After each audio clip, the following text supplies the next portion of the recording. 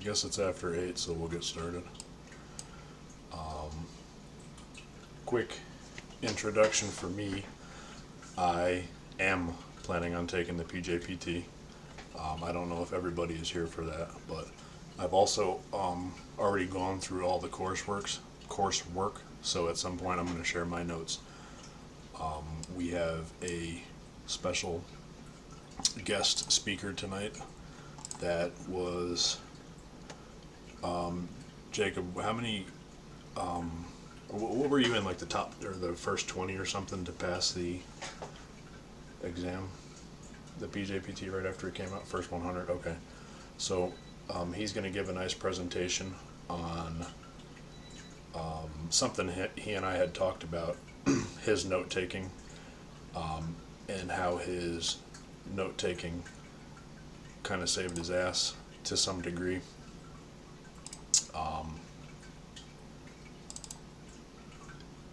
I am going to drop a link real quick for the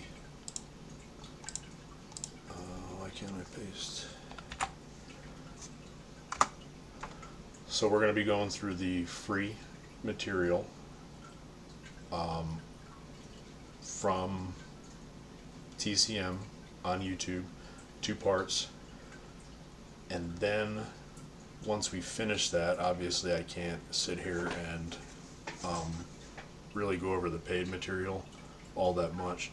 So I think at that point we're going to start covering a couple Active Directory boxes on TryHackMe that I've been told are very helpful in passing the exam.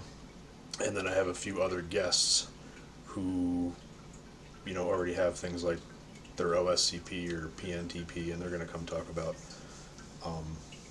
breaking Active Directory. Yeah, no, everybody's muted unless I give you the stage. So if you want to say something, I'll give you the stage. But also about myself, I do not work in cybersecurity at all. I'm currently working in pest control. I just graduated from WGU with my bachelor's in cybersecurity and information assurance. So I'm definitely not an expert. I'm working through. Thank you. I'm working through this stuff with you guys, and hopefully we can help each other, learn from each other. I have plenty of guests lined up that are way smarter than me, so don't think you're not going to learn anything here. I think WGU was great because in order to graduate, I had to pass a ton of certs that you can't really fake your way through. So I don't know how anyone could say it's not legit. I am going to share one more thing in chat.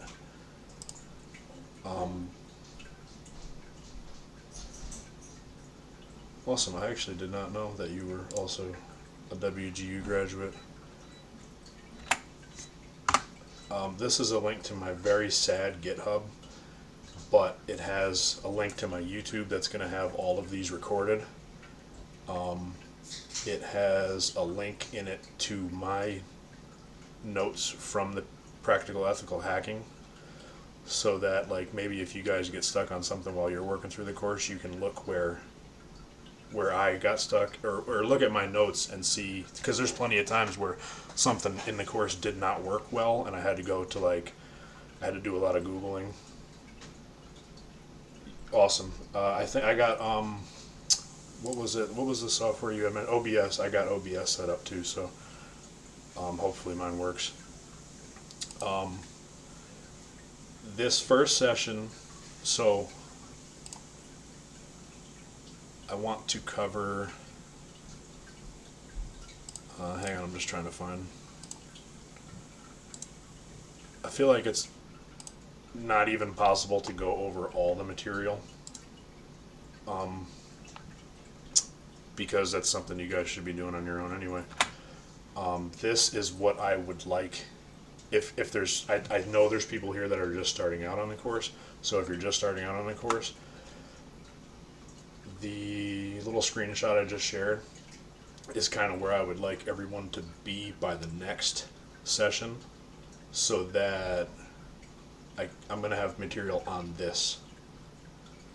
I plan on taking the PJPT probably by the end of the month. There's a couple boxes on TriHackMe that I want to work through yet that are supposed to be a fairly good representation of the actual exam.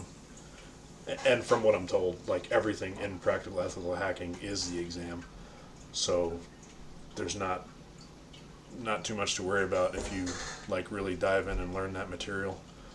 The Active Directory portion. Actually, I also brought this just for anybody who doesn't have it. It's not the best. Like, the exam objectives are kind of vague, as I guess they should be, but you can pretty much see that it's all Active Directory. I'm gonna guess I don't know this, but I'm gonna guess it's a small network similar to the one that you set up in the course, with like a domain controller, a few machines and a few users, or maybe more than a few users, but it's going to be very similar to what you set up in the course, I think. I don't know that for sure. So I'm going to give Jacob the stage soon so that he can go over his presentation. But if anybody has anything that they want to cover during this course, just put it in the chat, or if you want to DM me or whatever, I would like to get, if I can't help figure it out, or I don't have good material for it. I know a lot of people, and I know how to leverage my connections. I actually spent most of my career in management, so I know how to leverage other people. I have besides Jacob, I have about 4 guests lined up that are way smarter than me already. So if nobody has any questions right now, I will give the stage.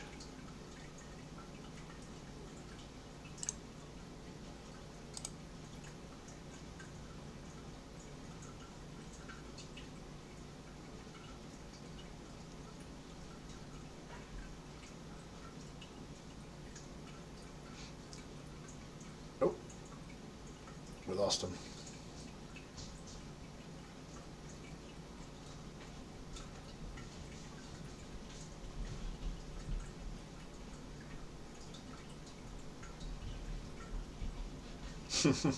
Yes, I am.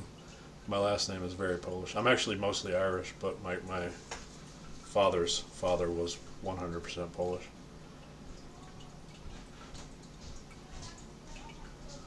Just waiting to see what, yep.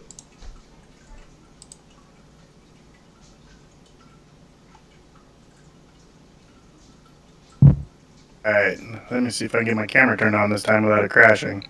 Alright, and you're able to share your screen and everything for your presentation? I don't have to do anything, right? Yep. Nope. My LinkedIn is actually on my GitHub that I shared, so everyone can my GitHub is very sad. It's a beginner GitHub. A baby GitHub.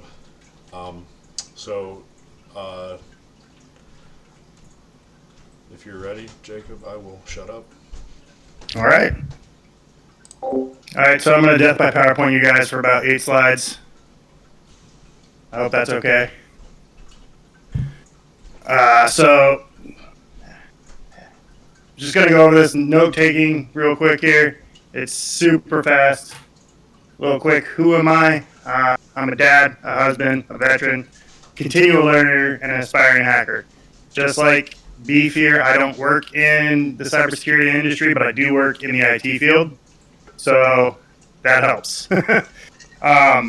You see my certifications. You go through WGU. Most of the programs, you're going to get some or most of these certifications. And my degree from WGU is in network and security operations. When I originally went through it, they weren't. When I originally started, they weren't offering the cybersecurity path. So I went with network and security operations to get some more of those foundations down. I agree that with Beef that WGU is a great school. I like it personally because it's competency based. So if I start a class and I have been doing whatever that class says that I need to know how to do for years, I don't have to sit through tons and tons of instruction. I can go right to the test, pass it, and move on. It only took me less than a year to get my bachelor's degree, which is great because it saved me a lot of money. My website, it's brand new, so please don't beat it up too hard.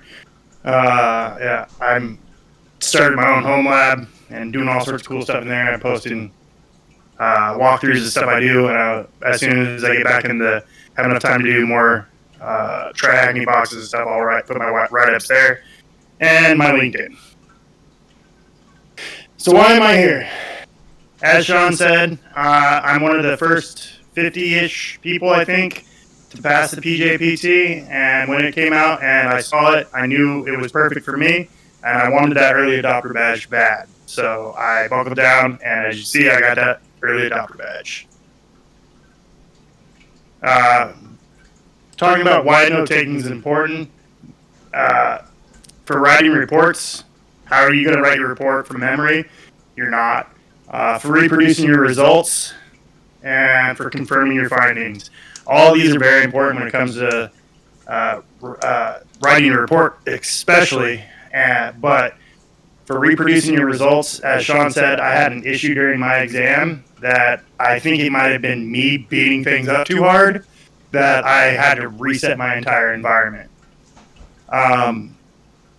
Without notes, I would have had to go through the entire process again of trying to figure out, hey, what did I do to get to where I was when I broke things? But with my notes, I got back to where I was in less than 5 minutes. That was, 2-3 hours of me beating up the environment before it broke, and I got back to it in like 5 minutes because I had good notes. So they will save you. They show you what you did, and sometimes they don't give you ideas of what you didn't do to go back to. Again, dealing with issues in your environment. Maybe you ran an exploit on a system and it killed a service that automatically was set to reboot. You know how to get back to it. And if you have good notes, it's really easy to provide those in your report so that the blue side or the opposing side can fix the issues because they know exactly what you did. They'll make your life easier. After a long time of taking notes, you'll have tons and tons of notes to reference, and I'll get into why that's important. For the longest time, I could not remember the syntax of Dirtbuster. I would always mess up Dirtbuster, and I'd have to go look it up. I put it in my notes, and it's super fast for me to find now. And plain and simple, you cannot remember everything.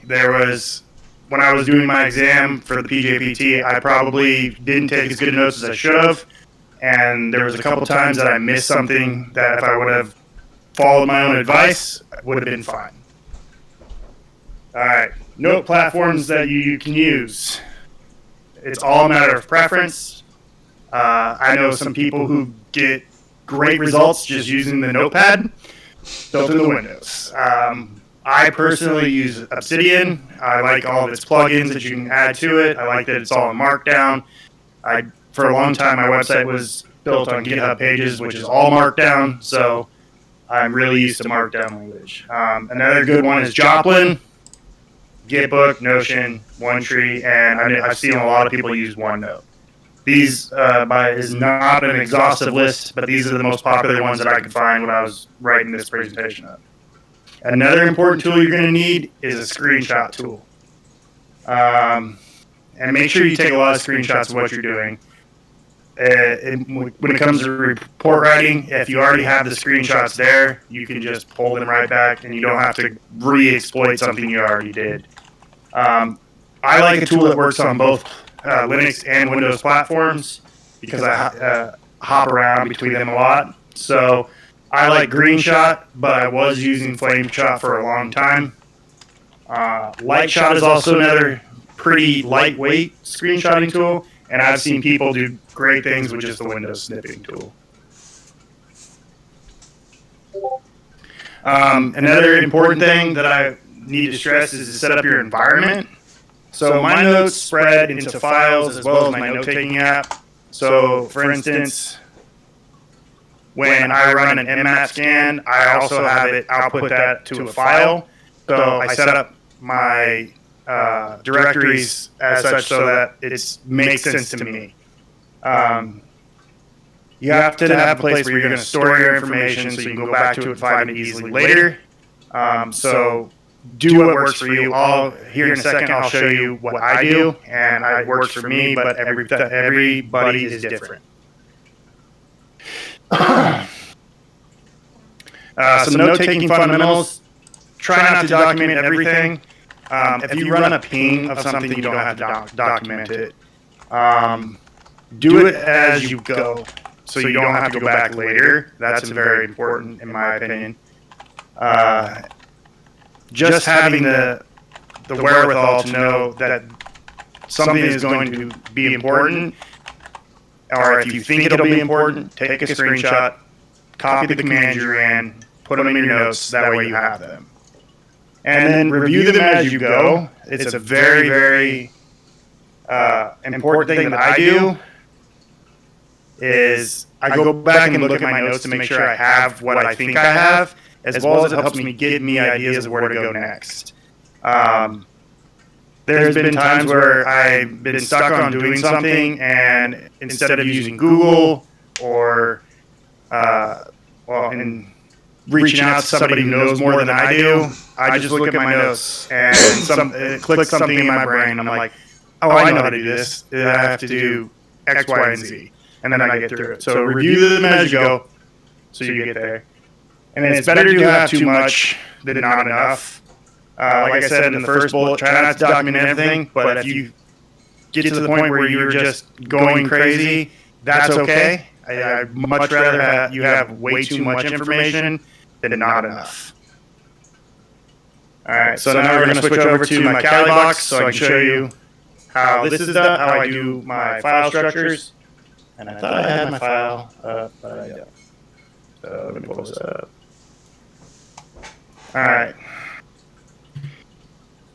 So the first thing I always do is, this is one of the boxes from the coursework named Blue.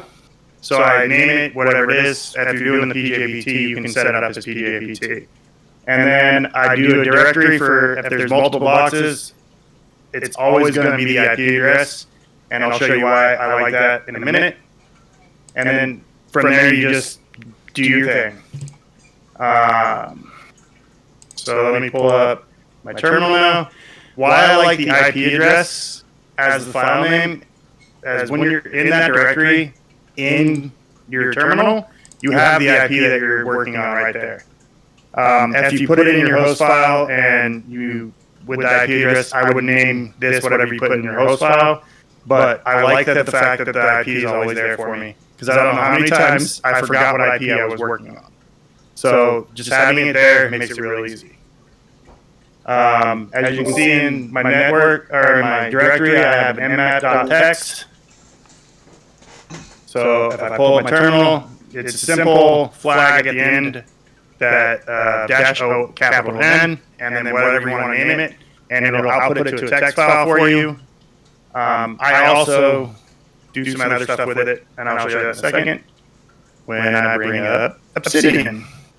Like I said, Obsidian is my note-taking app of choice. So, for instance, I have my nmap scan. I always screenshot the command that I ran, and then I screenshot the results, and then I also put the raw output in. Now, for instance, on this box, we can go into my exploit, and then, okay, let me back up. Sorry, I'm getting ahead of myself.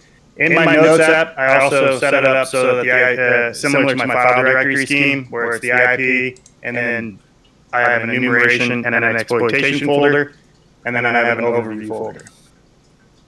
And this can change for whatever you're doing. If you're on a different step, this box was really, really easy, so it didn't require much more than these few folders.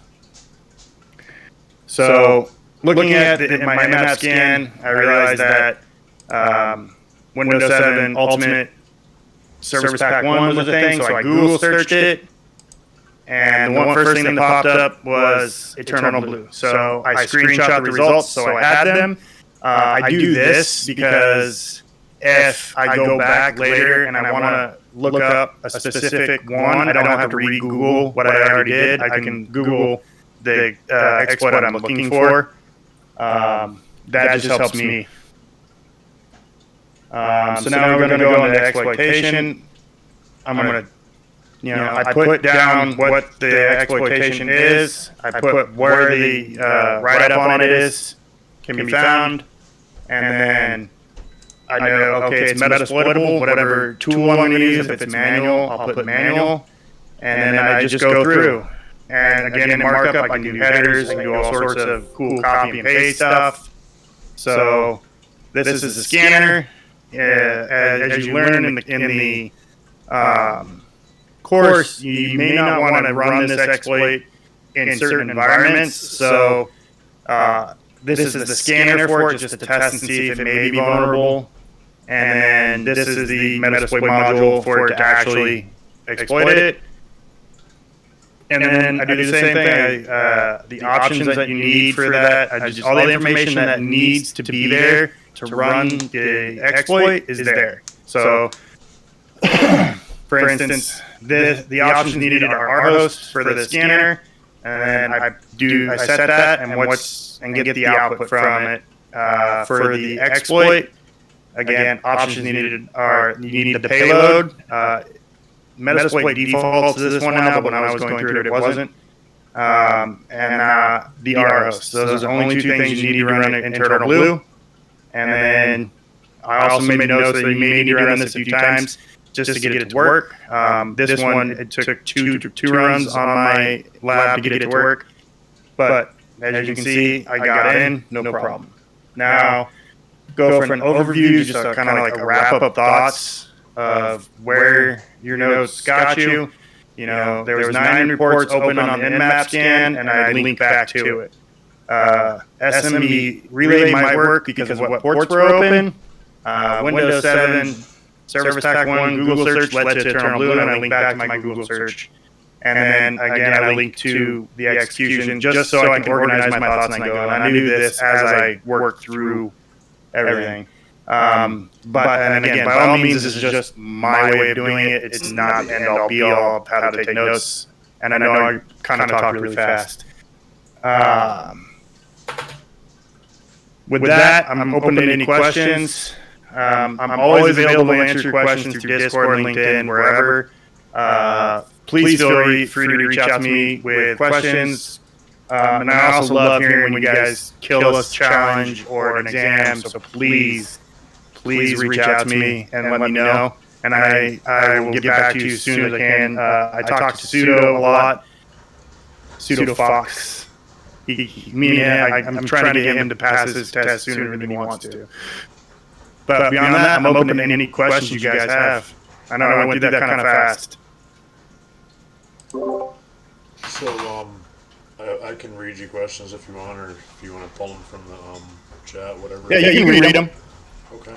And I would say go for questions about the exam also, not just you have a dude sitting here who passed the exam, so please don't just ask questions on notes.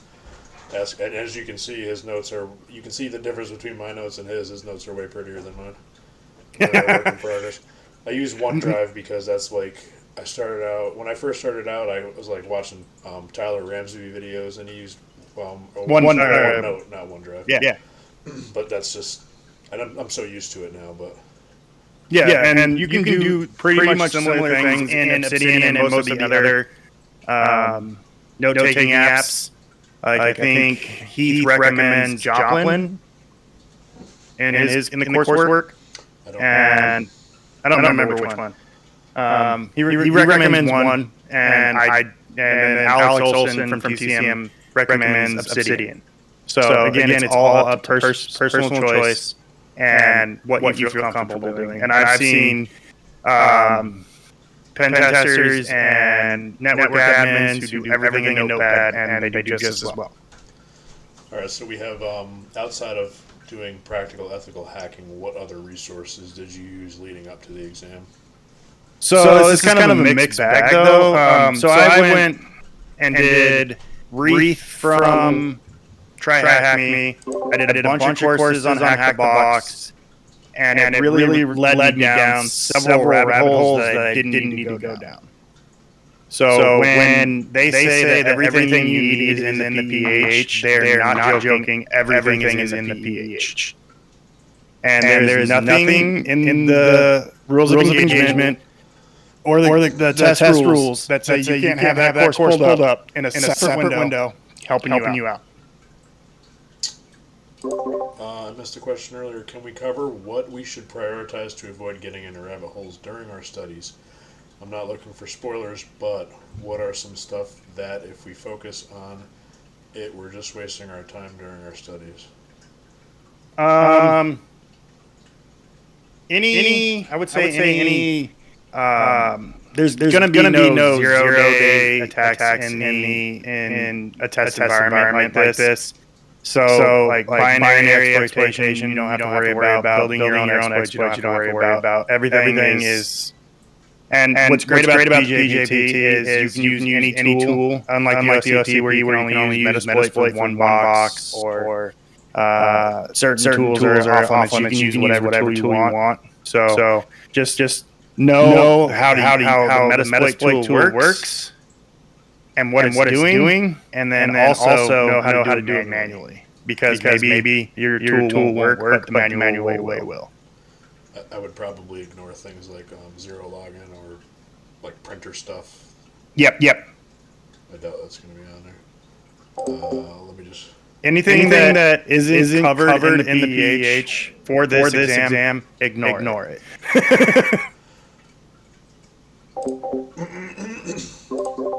Is there any material that would be used but is not included in the PEH?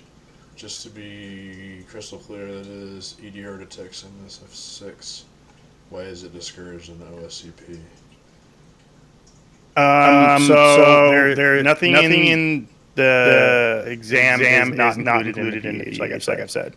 So I'm not sure why OffSec is against EDR detection with MSF6.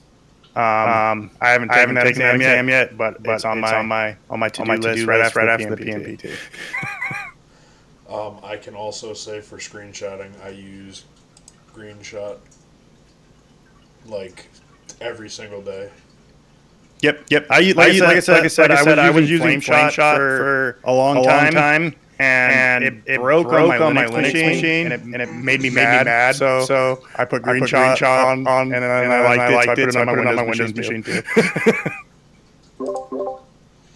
During your studies, what did you struggle with the most, and what would you do differently if you had to do everything all over from the start? So from I had already planned to take the PMPT. So I think my biggest thing was overthinking the PJPT.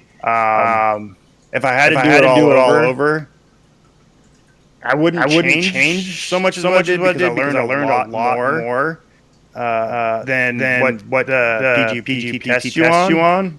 But I would focus more on just what the PH did. I would run through the boxes that they provide more.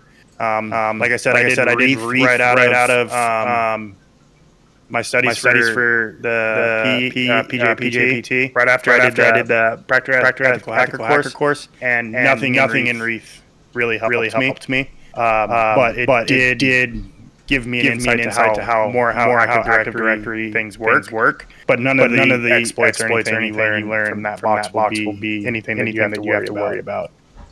I tried to start Wreath last night, and the VPN config file was broken. So you have to use a special VPN config file. I was, but I went on the Try Hack Me Discord, and a bunch of people were having trouble downloading it, so I gave up for the night. I might go back at it tonight, or after what you just said, I might not go back at it. Like I said, it's great to learn. But it'll help you more into the thinking of Active Directory, because a lot of like I hate to say, it, but a lot of capture the flags platforms like Hack the Box and Track Me do a lot of Linux-based stuff because Linux is free. It's easy to build those boxes. The world runs on Linux, so most of that stuff is there. But when it comes down to PJPT, there's no Linux in it. So it's always good to gather more. And like I said, on how you take notes. Especially in the Obsidian with linking thing, you can link like if you put like I said, I was having trouble with the Durabuster syntax. I could never remember. So I put it in my notes, and then I would link every single time I used Durabuster, so that I would have to learn it, and I'd see that over and over again. Because a Google search is great, but you don't learn it because you just copy and paste it. Whereas at least with me, seeing it over and over again, and manually typing instead of copying it worked for me. How long did it take you to study after you completed the PEH before you took the PJPT? Is it something you could complete notes for and then take right away? So if you are actively taking notes during the PEH, and you have like I said, a big thing is syntax and how to run tools. I would say that confidently if you can get through the boxes that they give you with your notes from the course, then you should be good to go into the PJPT. So maybe go at it again with your notes and forget the videos. Yep. So what I did studying for I completed the PEH. Completed, and I went back to the PEH, and I started doing the boxes again. And I did them in order a couple of times without the videos, beating my head against the wall, trying to remember what the video said until I was stuck for like a half hour. And then I would watch the video just for the piece that I was missing, and then restart, go back to the box. And then once I got them down in order, I had my daughter come in and point at the screen and say, "She's 11." I was like, "Which one should I do?" She'd point at one of the boxes in my VM workstation, and I do that one without my notes. And then when I would hit a point, I wouldn't use videos, and would use my notes. And I got to the point where I could do those from memory. So all of the tools that you learn syntax, you learn how to, if you don't remember the syntax, how to use the help pages and the man pages better. And that is just what really got me there is doing those boxes over and over again. So Macho Man wants to know if they recommend going through the whole PEH course before the PJPT or certain parts. I think, if I had to guess what your answer to this is going to be, that a lot of it's not going to apply because, there is some, I don't think you're going to use the Python programming. You're not going to make, a shoe list. No. In the PJPT. I mean, you could write a Python script to do all the exploitation for you if that's the route you want to go. But there was plenty of other things in there, it's not something I would focus on. Would be Python wouldn't be in there. Probably the Active Directory portion. The Active Directory portion heavily. Did you run into anything? This is my question. Did you run into anything that wasn't like Windows or Active Directory on the exam? I can't remember if I'm allowed to tell you that or not. Okay, that's okay. We don't want to break any rules. I think in their course. Let me check before I say anything. Okay. Let me pull that up.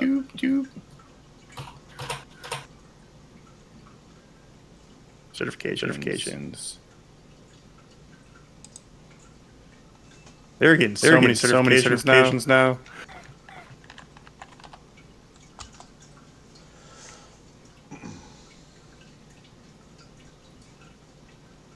What do they give you, like some kind of NDA or something before you go? No, it's just I've spoken with the folks over at PCM and gotten approval to be able to talk about the test, and they require that I not say certain things. I can't reveal anything about how I did anything in the environment or anything about the environment. So if you read the overview of the certification, it says leverage their Active Directory exploitation skill set to form lateral and vertical network movement and ultimately compromise the exam domain controller. So that right there tells me it's strictly a Windows environment. From what I gathered from that, it's going to be something similar to what you set up during the course, but I don't know that. Let's see.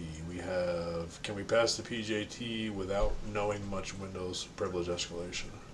No. Question about your Nmap scan. Was the -P-A necessary for Nmap? Seems rather intensive as opposed to common ports. It's just the way I was taught.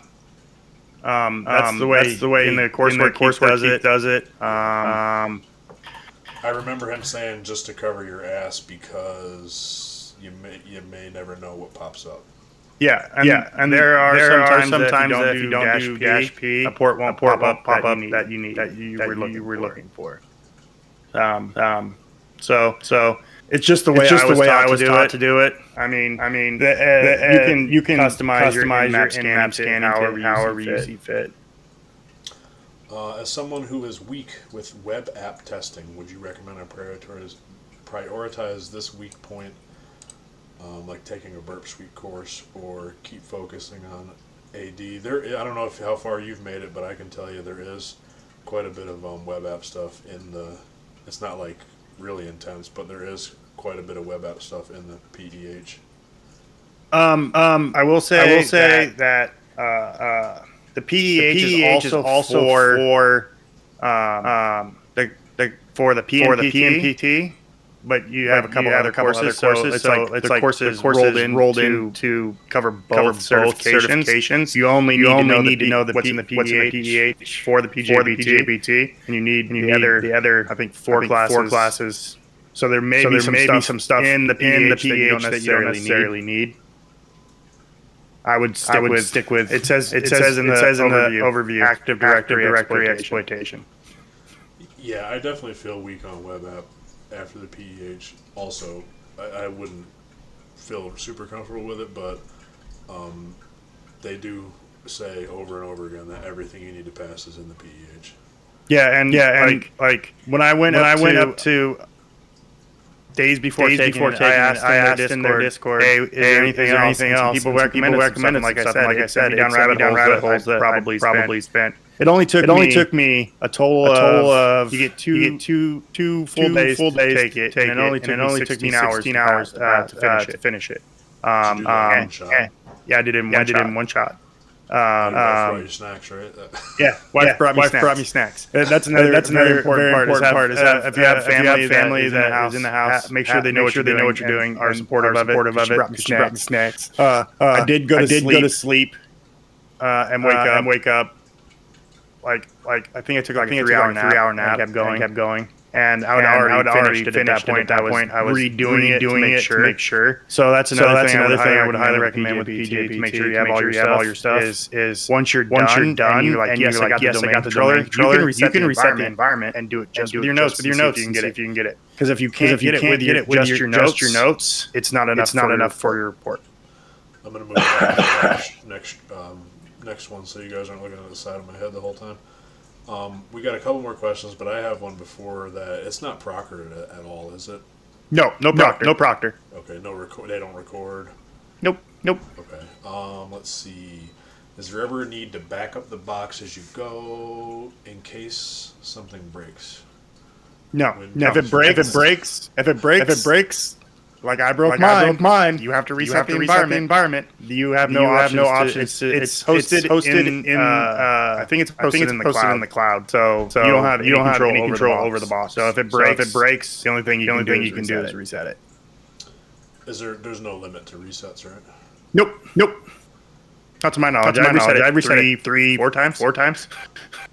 I'm just looking through because I think I missed a couple questions.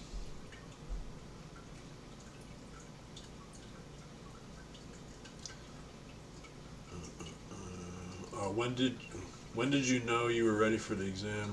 I've done all the studying from PNPT and 70% of the OSCP course. I still don't feel ready. I hear a lot of people say they never feel ready, but and I still don't feel ready.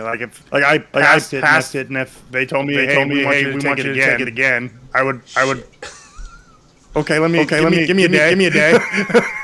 It's one of those things. And I think it's a lot having to do with imposter syndrome, not working in the environment as a career. I don't do it every day. Like I get to do some of the stuff. Like my title is infrastructure and security engineer, but I mainly do infrastructure stuff. And there's only two of us in our entire IT department because I work for a very small school district, and we do everything from the break fix. I don't know how to turn on my monitor to networking, to cloud, to security. I'm very stretched, and I have to beg for them to let me do an internal pen test. They finally let me start trying to run phishing scams against my own people, and then because I gave them training and why it was important. Let's see, the boxes you referred to for practice for the PJPT, are those the capstone ones, Academy Blue, or the boxes from the Marvel Domain AD? So let me log in and make sure because they may have changed it since I took it. I'm logged in already. So PH. Yep. The capstone boxes. All of them. Yep. All. So let me pull up my, and I'll share my screen again. You got like what is it, like 6 capstone boxes and then the AD. Yep. Section. So probably all of that. So if you see my screen there. Yeah. So I still have them, and I still play with them occasionally. I still have But them too. but there's black pearls on their blue Academy.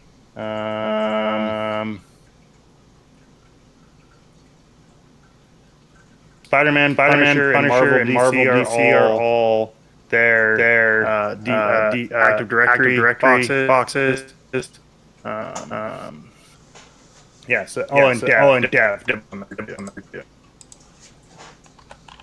So all these ones down here are the capstones, and I literally would just pull this up and be like, hey honey, which one should I do? My daughter would go, that one. I'm gonna put 2 links in the chat real quick for anyone who's just starting the course or hasn't made it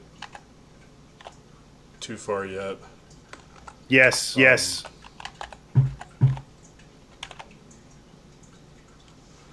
Because these things were lifesavers. So DeWalt Hit My Cali is one of the best Kali Linux scripts I've ever seen in my life, and I run it every time I install Kali.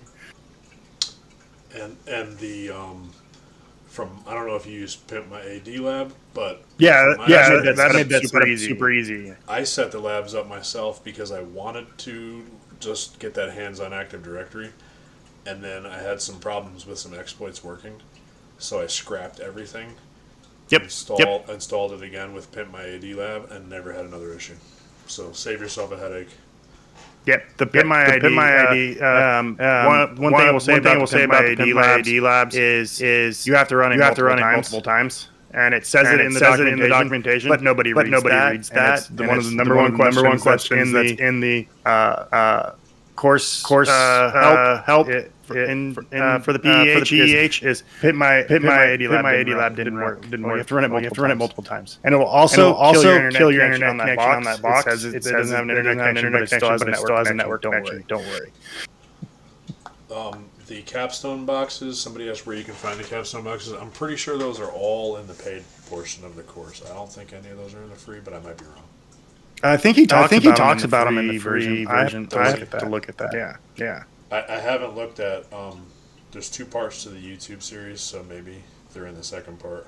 Yeah, and I think they're basically copies of try hacking boxes. Yeah, because they didn't want to. There was some problem. They were hosting them somewhere else before, or they were using hack the box boxes before. Yeah, but then Had a you problem. no, they didn't want to to have to for you to have to pay for a course and then go pay for try hack me Okay. or for hack the box. So they created them themselves. So for anybody who just showed up, because we'll probably be ending soon, that I just posted in the chat, that's a screenshot from the first portion of the practical ethical hacking on YouTube. That's what everyone, if anyone is just starting the course, get through that this week, because then next week material will be like, you can see today we're on video 3 of note keeping, but all of this stuff right here is probably what the subject matter will be for the next study session. I feel like everybody should be able to get through that much if you're serious about taking it. I mean, that's 2 hours, 1 minute of content, man. Yeah, I didn't want to be, I didn't want to overwhelm people with too much, but I feel like if you want to take something, you should be able to dedicate 2 hours a week. And if you break it down, it's not that much a day. No, the first few videos are like nothing. The introduction. Yeah. You could skip a day in the life of an ethical hacker probably. Yeah, but and if you're here, you watch me do note taking. Skip that one too. I just want to make sure we didn't miss questions. L30, if you know how to set up I will Google that later, but I would love a folder that all my screenshots go to instead of listing down the side. Have you played with GoAd? Do you feel it's good prep for PJPT, PNPT? Where can I find the boxes? Homework? Yes. You got to do something.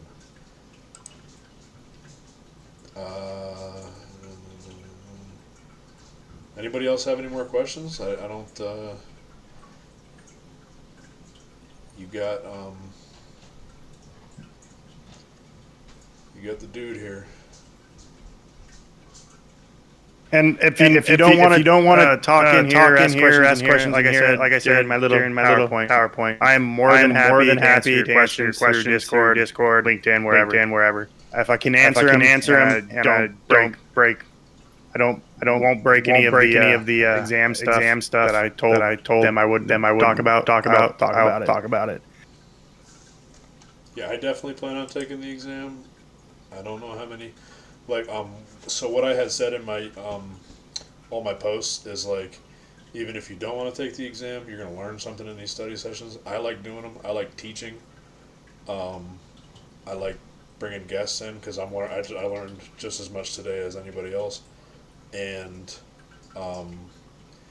after we get through the free material, I have some really good people for like Active Directory stuff. So some of the stuff they're going to be talking about is overkill for the PJPT, but if you want to learn about, tearing up Active Directory or whatever, there'll be some good stuff coming. Yeah. And again, please feel free to reach out. I'm more than happy to help you. Anybody I can. It's part of my goals to have mentees that want to. But I check in with personally, and Pseudo's one of them. He doesn't know that he's my mentee, but he is. I check on him occasionally, just see how he's doing, what his plans are, and it's just my way of giving back. I like that idea of I'm gonna take you under my wing, help you out. And there was people asking about WGU at the beginning of this. Obviously, it's not really in the scope of the PJP study group, but if you wanted to message either one of us with WGU questions, I'd be happy to. And I did the cyber program, and you did the now security program. Yep. With this, now it's network and security operations Cisco track, because they have three now. They have one that's Cisco, one that's AWS and cloud, so like Azure, and then they just have a plain old networking one. I almost went that route, but I was scared of math. I luckily transferred in, and my math was already taken taken care of. Well, come to find out, I'm really good at math, and I scored like a 90 something whatever on my algebra and my probability and statistics. So I should have just went for it, but whatever. Yeah, I wish I would have gone the cyber cyber route. I wish I would have had that available when it was there. That's And I'll have to look into it. But I want to take my masters through them, and I want to see if there's any bachelor level courses I have to do before I do the masters in cybersecurity. There's a few of us that may be doing our masters in cybersecurity together, and one of them is here. I mean, that would be great. I did my entire thing by myself, and I got stuck on Python for a while. I don't know why. I know Python. I've programmed in Python. I just got stuck. Any other questions, dudes? Oh, I don't think it's going to be January because one of the people that were interested in doing it together they're just starting their bachelor's in December, and I'm trying to get either the PNPT or the OSCP before I do it, so it probably won't be soon. I want to get PNPT and the OSCP down before I step into the master's ring. I don't know what's that hack the box cert that's kind of like CPT, certified penetration tester, CPTS. I want to look into that now to see if that's an option too, because the OSCP is fucking expensive. I'm trying to convince my employer to pay for it. I don't. Pest control doesn't pay for OSCP. That's why it's a good thing I work in the IT field. I'm trying. 50 applications a week. I've probably in the past I'd say 2 months I've applied for over 100 positions in the cybersecurity specific field, and I've gotten one rejection letter and ghosted by the rest. 2 interviews I've scored. I haven't even gotten an interview, man. Obviously it didn't work. But you have a job. So I do, yeah. That's the good part. Later, Birdie. Anybody else have a question for Jacob before we end this thing? Going once. See, I don't want to suck. I want red team. It might be a good way to pivot into it. But I've talked to a lot of recruiters in the field, and I'm not entry level, but I'm not senior level, and there's mid-level and super hard to get anyway. One more time before we go, my very sad GitHub has my YouTube on it. I have the goal of putting all of these on YouTube if you want to watch them over for things that you missed. I have a giant dog coming to attack me. So as long as my video software worked, this will be up there so you can watch that presentation again. And for anybody who had to come late. And there's my personal website. I do all sorts of cool stuff. It's probably a lot less sad than my GitHub. It's brand new. And the only thing on it right now is a couple of blogs that I wrote, and a walkthrough on how to add Pi-hole to a home web. But it'll get there. Yes. I just figured out how in JSON put table of contents on the side. I'm super excited about it. Alright, I guess we'll wrap up. All right. If nobody else has any questions, again, please feel free to reach out. Me or Sean. Either one of us will happy to answer your question in the right place where someone can answer your question for you. As far as how long this is going to run, I plan on making it a long-term thing for me, because after I pass the PJPT, I'm going for something else, and I'll still run the study group, and I'll still cover cool things or have guests that cover cool things. One of my best ways to learn is to actually teach it. So for me, yeah. Also. So if I go into the PNPT after this, it might be the same content. But this is going to run for a while. If I'm expecting people to get through 2 hours of material a week, then out of what is it, a 25-hour course? Yeah, it's at least 10 for 12 hours or 12 weeks. 12 weeks. Yeah. All right. I guess that's all she wrote. All right. Thanks again, guys. Thanks for having me. Later, dudes. Thank you for coming. Yeah, no problem.